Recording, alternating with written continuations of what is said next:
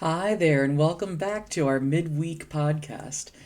This past Sunday, we preached the Spirit's harvest, the works versus fruit distinction in Galatians 5, what it means that Paul uses the word karpos instead of ergon, the three clusters of the fruit of the Spirit. The core idea: you can't manufacture what only the Spirit can grow. Your job? Proximity. God's job? The harvest. But worship is only so long, which meant I had to leave a lot behind. So that's what this is. Here's the roadmap. We're going to dig into the Galatians context, who Paul was writing to, why he was so heated up about it, why it matters for how we read chapter 5. We're going to slow down on some of the individual fruit and what they actually look like in practice. We'll spend time with the Colossians passage that got trimmed. And we'll talk about the Psalm 92 image of the cedar tree, because I think it's one of the most encouraging things in the whole series for anyone who is discouraged about how slow spiritual growth feels. So let's go. Well, here's something you need to understand to really read Galatians well. Paul is not in a good mood when he writes this letter. His normal letters open with a thanksgiving. I thank God for you. I remember you in my prayers. That kind of thing. Galatians opens up with essentially, I'm astonished that you have turned to a different gospel. No thanksgiving. No warm-up. He goes right at it. The situation was this. Paul had planted churches in the region of Galatia, today central Turkey, probably around 47, 48 CE, something like that. And he'd preached that through faith in Christ, Gentiles were fully welcomed into God's family. Not Gentiles who became Jews first, not Gentiles who took on circumcision and dietary laws and all the rest, Gentiles as they were, through faith. And then Paul left. Another group of teachers showed up. We call them the Judaizers. Their message? Yes, faith in Jesus is necessary. But it's not sufficient. You also need to take on the full requirements of the Jewish law, especially circumcision. If you want to be fully right with God, you need to do the whole package. Paul's response to this is the most heated thing he ever wrote. He says in chapter 1 that if anyone, even an angel from heaven, preaches a different gospel, let them be accursed. That's not gentle language. Paul saw what these teachers were doing as a complete corruption of the good news. They were taking a gift and turning it into a transaction. By the time we get to chapter 5, Paul has made his theological case for justification by faith. Now, he's dealing with the inevitable follow-up question. Okay, if we're not under the law, what prevents us from just living however we want? If grace is free, why not do whatever we feel like? His answer? The Spirit. And this is important. Paul doesn't say, well, you still need some rules, just not all of them. He says the Spirit produces a character that is far beyond what law can achieve. The law tells you what you're not supposed to do. The Spirit produces someone who genuinely doesn't want to do it.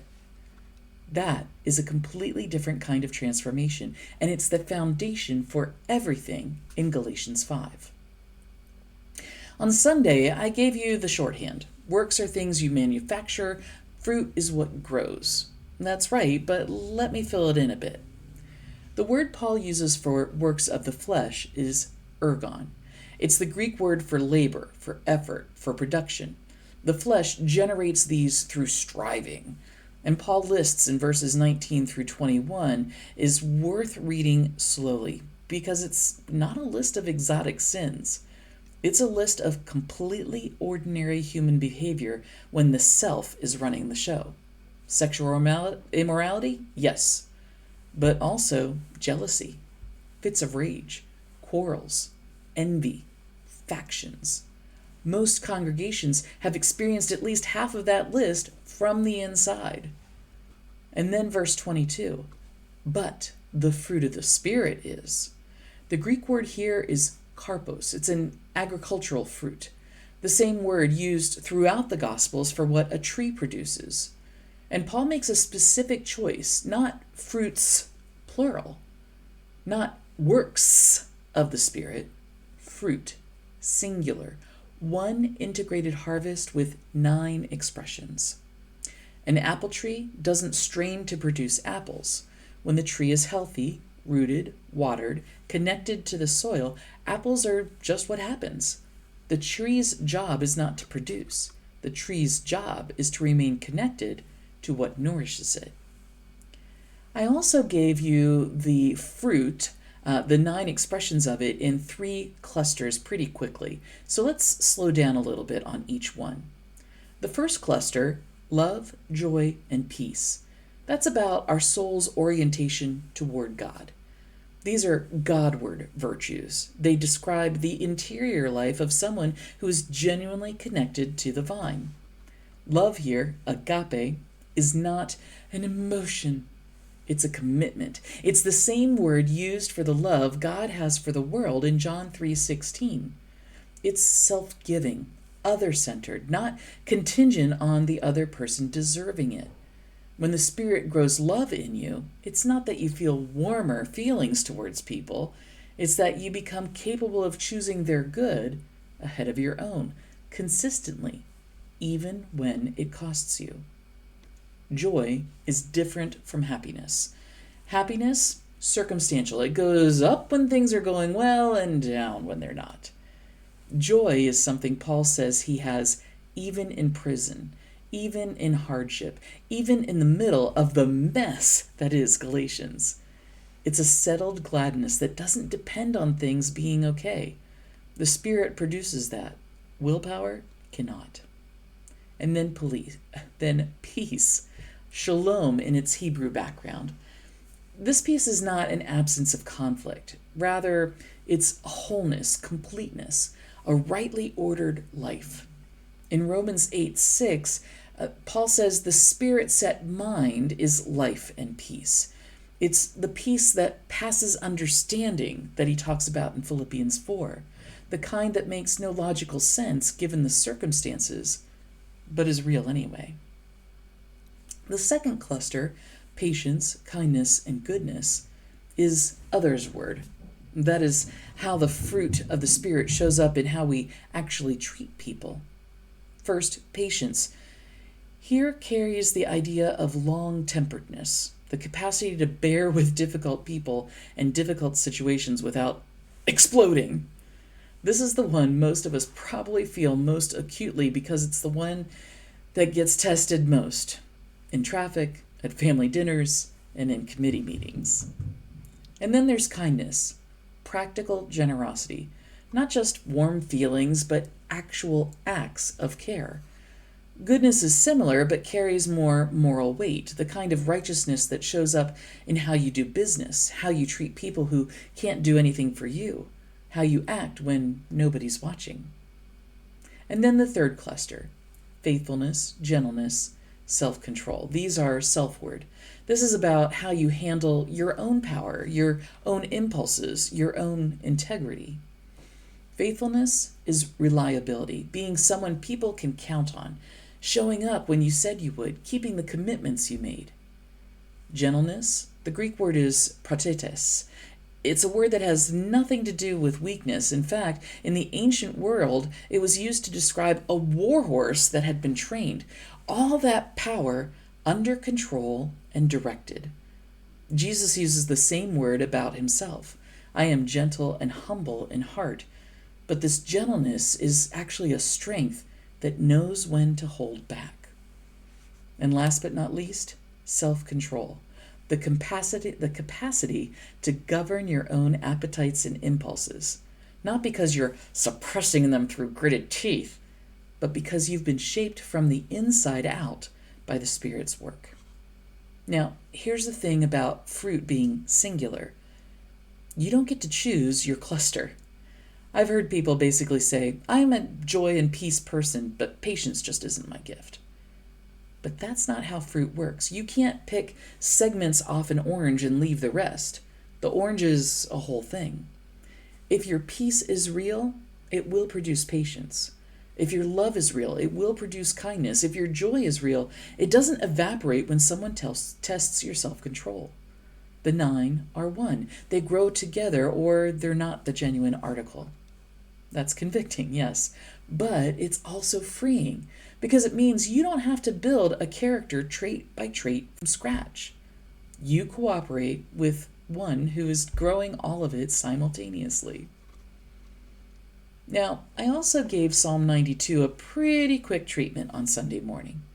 It was the supporting passage and there was a lot happening, but I want to come back to it because I think the image it offers is genuinely helpful for anyone who feels discouraged about how slowly they seem to be growing. Psalm 92 is the only psalm specifically designated for the Sabbath, and that context matters. It's a poem of praise built around a contrast. The wicked flourish like grass, which dries up and blows away. The righteous flourish like the cedar of Lebanon and the palm tree. But it's a good idea to know what the cedar of Lebanon really is. It's a specific choice here. Because if you know anything about cedar trees of Lebanon were the timber of the ancient Near East. King Solomon used them to build the temple. These trees are massive and slow growing. Some of them take hundreds of years to reach their full size. But they're resistant to decay. They last. And nobody plants a cedar expecting to sit in its shade that afternoon. Nobody plants a cedar for themselves, really. They plant it for the generations that will come after them. The psalm says the righteous are like these trees, and the implication is stop expecting quick growth. Stop measuring your spiritual progress in daily increments and getting discouraged when today looks about the same as yesterday. Cedar tree growth is happening at a level you don't see most days. The roots are going down. The wood is getting harder. The resistance to decay is building. In verse 14 is what I want you to hold on to. They still bear fruit in old age. They are ever full of sap and green. Still and in old age. There is no retirement from spiritual fruitfulness. There is no age at which the tree stops producing. The older you are, the more rooted you are, and the more rooted you are, the more fruitful you can be. Full of sap and green, that phrase in Hebrew suggests interior vitality, a life that hasn't dried out, a soul that is still alive, still nourished from the inside, still connected to what keeps it growing. This is the antidote to the discouragement that comes when you look at the fruit of the Spirit and feel like you're not there yet. You're a cedar. You're supposed to take decades. The roots are doing their work underground. Stay planted. Stay near the water. The fruit is coming. And then in Colossians 3:12, before Paul gives anyone a single instruction, he tells them who they are. God's chosen ones, holy and beloved. I want to make sure you hear the order there. Not become chosen by doing these things. Not here's how to become holy and beloved. It's you're already chosen. You're already holy. You're already beloved. Now, from that identity, clothe yourselves with these things. The clothing metaphor Paul uses here only works in that order. You put on clothes that match who you are, not clothes that create who you are. The character he describes, compassion, kindness, humility, gentleness, patience, these are expressions of an identity you've already been given, not achievements that earn you the identity. That's a profound reorientation for anyone who has been performing their Christianity in the hope of eventually earning the feeling that they belong. You already belong. Now, live like it. And Paul does something in Colossians 3 that he doesn't do quite as explicitly in Galatians 5. He gives us the engine underneath the relational virtues. Bear with one another, and if anyone has a complaint against another, forgive each other, just as the Lord has forgiven you, so you also must forgive. just as. That's the mechanism. We forgive because we've been forgiven. We are patient with difficult people because we know what it's like to be a difficult person who was still loved anyway. We bear with each other because someone has borne with us. This is the deep soil of Christian community. You cannot sustain patience, kindness, and forbearance in a congregation on sheer willpower. Somebody is going to do something in a committee meeting that will consume all the willpower you have. What sustains it is the memory of grace, the lived awareness that you too have needed exactly what you're being asked to give. And in verse 14, Paul adds something that deserves to be heard on its own. Above all these things, put on love, which binds together everything in perfect harmony. Love is not one item on the list. Love is the thread that holds the whole outfit together. Take love away and the garments fall apart. With love as the binding agent, the whole thing coheres. This echoes what Paul does in 1 Corinthians 13, where he says, even speaking in tongues, even prophecy, even faith enough to move mountains. Without love, it's nothing. Love is not the fruit of the Spirit that is most important in the sense of ranking. It's the root from which all the other fruit grows. It's the foundation. It's the garment that holds the garments together. One more thing from Colossians 3 that I think is easy to miss. In verses 16 and 17, they end this passage with, "Let the word of Christ dwell in you richly. Teach and admonish one another in all wisdom, and with gratitude in your hearts, sing psalms, hymns, and spiritual songs to God."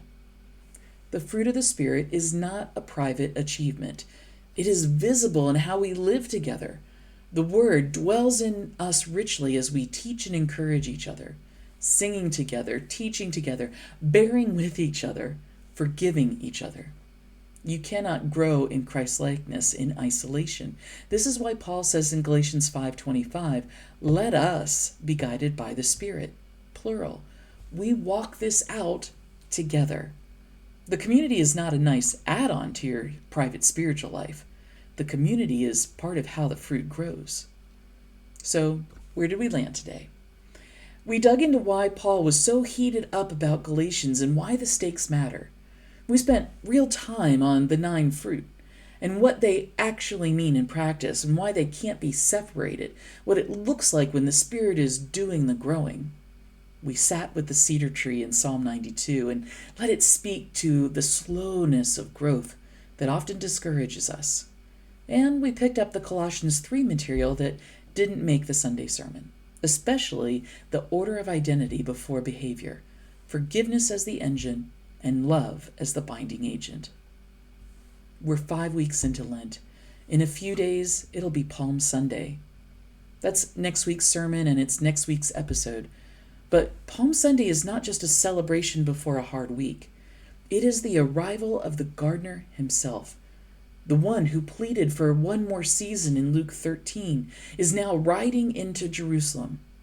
And what that means for the series and for us is what we'll be talking about.